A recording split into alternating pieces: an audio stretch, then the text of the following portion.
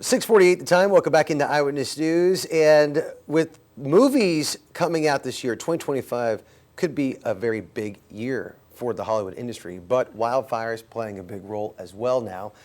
It does change the landscape for sure. Joining us this morning to talk all about that and upcoming films is Sean Chandler from Sean Chandler Talks About on YouTube. Of course, official movie critic. This year, you were planning on coming to Bakersfield again to visit us because of some of these award shows, but they've all been kind of delayed, at least not canceled, because of the wildfires. How has that affected you? Right. I was supposed to be in studio with you last Friday. Yeah. And then it was scheduled for next week, and then it was postponed again. And that, I think, is kind of a microcosm for everything kind of going on in Hollywood right now. There's just utter devastation. Everything is in flux, and everyone is trying to make the best of a situation where there's so many moving parts, and there's no good answers, and there's no certainty. So, yeah, I was supposed to be in studio with you last week, and again, was going to be out there next week. And now we don't know when that award show is going to happen, and they just keep pushing everything back. Because they have to. It's incredible to see. And one of the films that was going to have a big red carpet premiere is this weekend's Wolfman, and they had to cancel that one. But you got to see a screener of it last night. What's your take on this remake of the classic Wolfman movie? So this is from director Leigh Whannell, who wrote several of the Saw movies. He's written a bunch of great movies. In his last two films, Upgrade and Invisible Man, I was a huge fan of.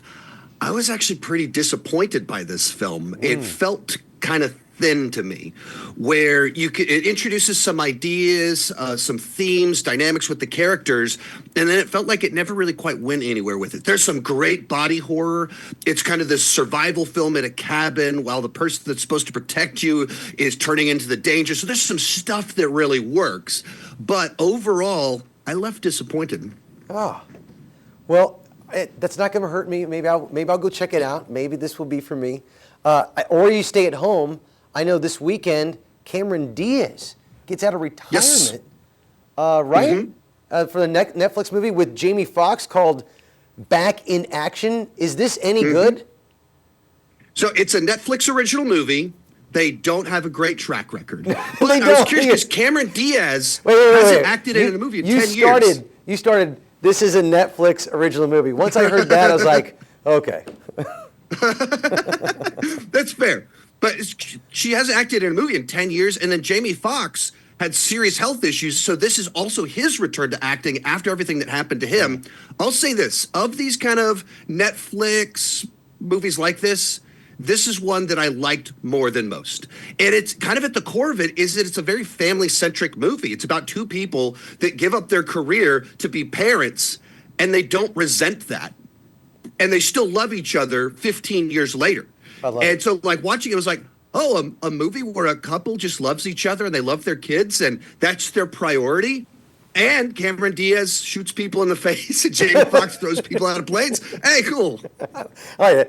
So I shoots enjoyed people it. in the face. It's And it's a family movie. I like that. All right, let me bring this back. So today, I wanted to have you on today because today's my birthday. Yes. And you are great at ranking movies. So to celebrate my birthday, I gave you 10 of my favorite films. I couldn't really decide. What is the ranking of the top 10 that you have? Okay. Number 10, Arsenic and Old Lace. I don't know what that is. Number 9, The Count of Monte Cristo. That's a great underrated gem. Then we have at number 8 for me is Lord of the Rings. It's great. I'm just not a Lord of the Rings person. It's a Wonderful Life. I actually watched that for the first time just a year ago. Edge of Tomorrow, great sci-fi fun time loop movie. Number 5, Mission Impossible, one of the most consistent franchises of the last 30 years. 4, Avengers Endgame. What a cinematic event. 3rd, Back to the Future. One of my favorite movies. I've watched it a zillion times. Raiders of the Lost Ark, the greatest adventure film of all time. Coming in number 1, we're going to go Star Wars A New Hope. You've got a great top 10 besides that one at the bottom I haven't seen. Happy birthday. Hey, Arsenic and Old Lace, Cary Grant. It's a Frank Capra movie. And in fact, I did some research on that one. Turns out that's the only film Cary Grant never watched because he just did it as a payday. But I like it. Apparently it worked for you. It worked for me. We're talking about it 80 years later. Do any of those movies make your top 10 list? The top 3 on there all in my top 5, or they're in my top 10. And then Avengers, Endgame, Mission Impossible would be in my top 30 or so, and Edge of Tomorrow would be my top 50. I love it. Sean Chandler from Sean Chandler Talks About. Thanks so much, man. I appreciate you coming on for my birthday. We'll have to do something for your birthday next time.